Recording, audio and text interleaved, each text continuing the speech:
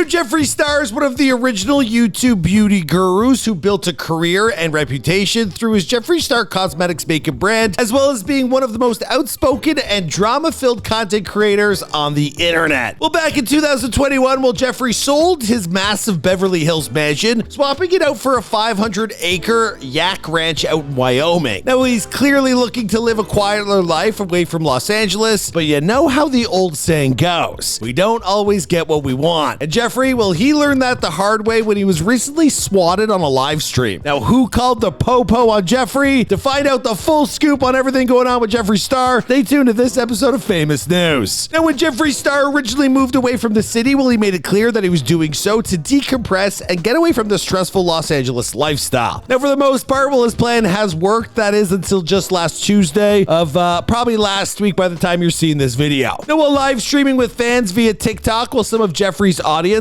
well, they began to notice red and blue lights from police cars flashing across his face as he waited outside the front gate of his property. Jeffree then began to explain what was going on. Basically, someone watching his live stream, well, they decided to have a little fun by swatting him, but Jeffree, he was in no way amused over this turn of events. No more than just calling the cops to his place, whoever did this to Jeffree, well, they also told the police that shots had been fired. So the authorities, well, they were more on edge than usual. Now, while it's not entirely clear what the motive was behind this prank, well, this is far from the first time that Jeffree has earned the wrath from someone on the internet. After all, it was just back in February when the makeup artist, well, he came under fire for making controversial comments about trans and non-binary people, claiming to not like or agree with many of the pronouns they use. Now, unlike with that incident, well, this time the majority of fans, they definitely had Jeffree's back. They shamed whoever decided to do this while pointing out how swatting is not only a waste of time, it's a waste of everyone's taxpayers' dollars. I guess the bottom line appears to be that there's just no escaping the chaos-inspired lifestyle for Jeffree Star, even after moving miles and miles away from everyone else. What do you guys think? Is this going to be the last time we hear from Jeffree Star? Is he going to retire into the sunset with his mega million cosmetic empire, or will he stick around forever? I remember back in the day when he was like a wannabe influencer on MySpace and Much Music in Canada. Man, what a come up. And we've documented all this in our Before Their Famous videos.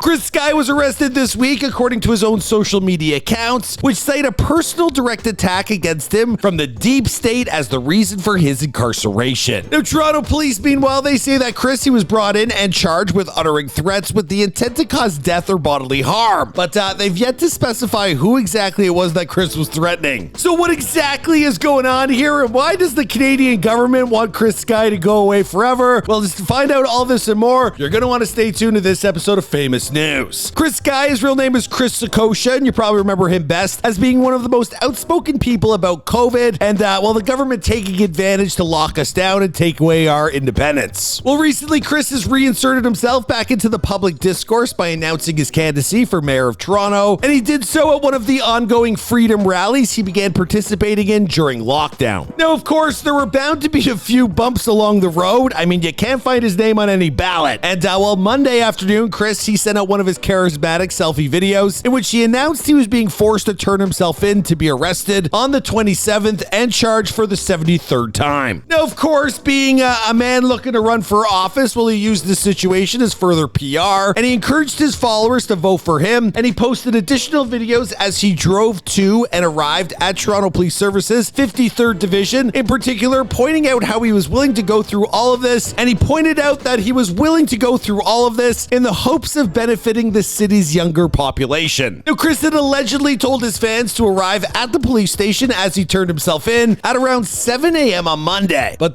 there were a couple people who did show up to support him, but he had already arrived an hour and a half earlier. Now, Toronto police, they would later confirm to local media that Chris had turned himself in, and well, he was arrested for uttering death threats, although they refrained to specify who against. Now, it's only fair that I point out that, well, this isn't the first time Chris has been accused of threatening to hurt someone. According to court documents, well, he once allegedly threatened to shoot Premier Doug Ford along with all of the other members of Canadian government. Now, he is also charged with assaulting a police officer with a motor vehicle, but I'm telling you guys, having watched this guy, he'll literally sit in his cars. They just hand him ticket after ticket after ticket. They're really painting him as a monster. Now, we can only assume that Chris's reputation is what's landed him in such hot water here. The question is, will he be able to clear all this up before the election kicks into overdrive, which is happening in just a few few weeks. Now, if you want to know more about this guy and what he stands for and what he wants the public to know, well, you should check out the interview I filmed with him about a year or two ago. His wife was also there, and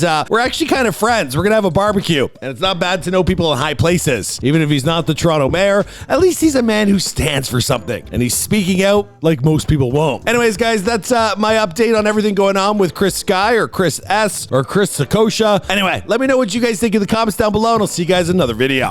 Well, that didn't take long, did it? Just 1 week into its lifespan, HBO's new show, The Idol, has already caused controversy after its premiere episode sparked a huge backlash. The extremely graphic nature of this series was made apparent from the very moment the trailer dropped, promising to tell a story from the very gutters of Hollywood. And then, whispers of discontent began to leak from the set, with the disturbing articles appearing in mainstream media outlets speculating that the series might be one of the most toxic ever made. But is there even more going on behind the scenes than we know? Produced by Sam Levinson as well as The Weeknd and his business partner Reza Fahim, The Idol focuses on a depraved relationship between a pop star named Jocelyn, played by Lily Rose Depp, and an LA club owner turned cult leader named Tedros, portrayed by The Weeknd. Before the show even premiered, it began stirring controversy when it was revealed that the series' initial director, Amy Seimetz, had been let go after The Weeknd became discontent with how the show was taking on a female perspective centered around Lily Rose's character. After Amy's departure, series co-creator Sam Levinson would step in to act as director for all the episodes and also ordered a ton of reshoots. But things got even more complicated in March of 2023 when a Rolling Stone article highlighted 13 cast and crew members' concerns about the extreme nature of the show. One source referred to the series as sexual torture, while others alleged Sam had written scripts with a disturbing level of sexual and physical violence. For instance, in one scene that was shot but discarded, Jocelyn asked Tedros to beat her, knowing full well that doing so would turn him on. Almost as soon as the Rolling Stone article was published, both The Weeknd and Lily Rose would defend their showrunner against the heavy criticism. While speaking at the Cannes Film Festival last month, Lily Rose said about her character, "I think that something about Jocelyn is just that she's a born and bred performer. I also think that the occasional bareness of the character physically mirrors the bareness that we get to see emotionally in her." Meanwhile, while speaking with Vanity Fair, The Weeknd shared his thoughts on the Rolling Stone expose,